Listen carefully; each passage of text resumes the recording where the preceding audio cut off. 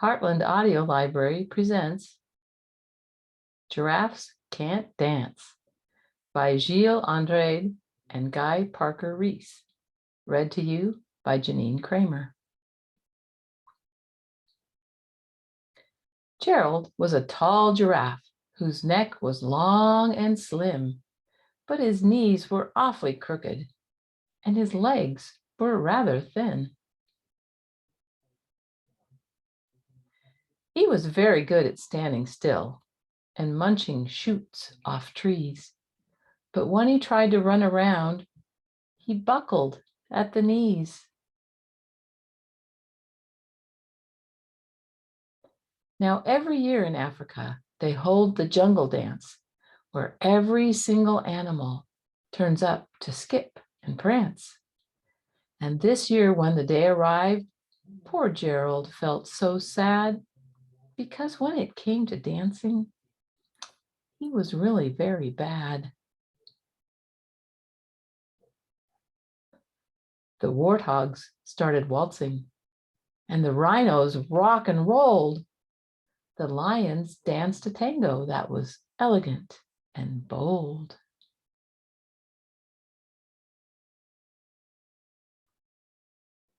The chimps all did the cha-cha with a very Latin feel, and 8 baboons then teamed up for a splendid Scottish reel.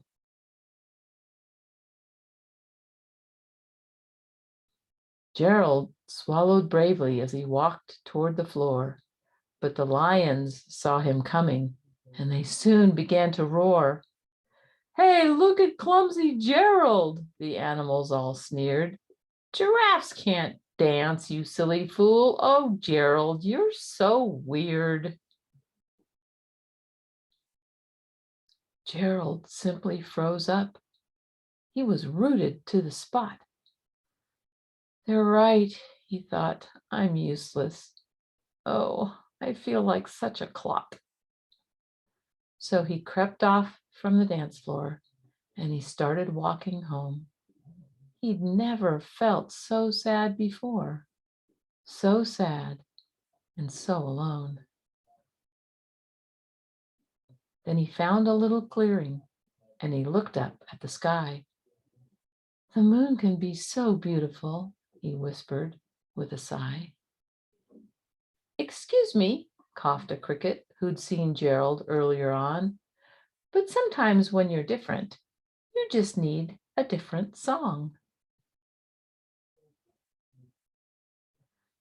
Listen to the swaying grass and listen to the trees. To me, the sweetest music is those branches in the breeze. So imagine that the lovely moon is playing just for you. Everything makes music if you really want it to.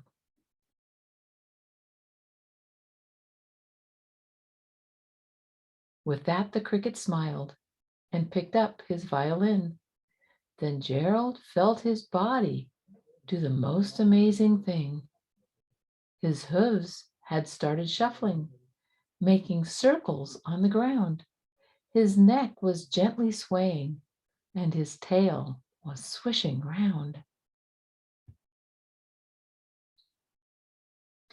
He threw his legs out sideways, and he swung them everywhere.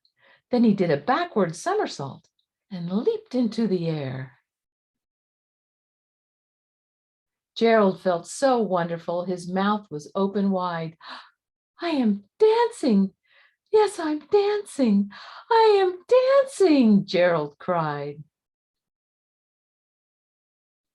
Then one by one, each animal who'd been there at the dance arrived while Gerald boogied on and watched him, quite entranced. They shouted, "It's a miracle! We must be in a dream! Gerald's the best dancer that we've ever seen."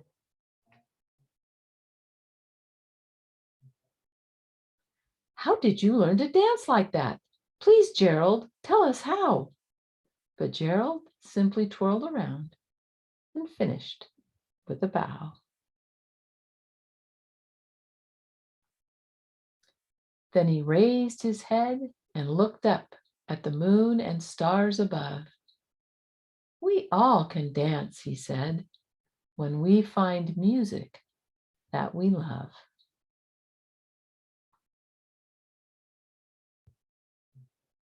Here are some discussion questions for you.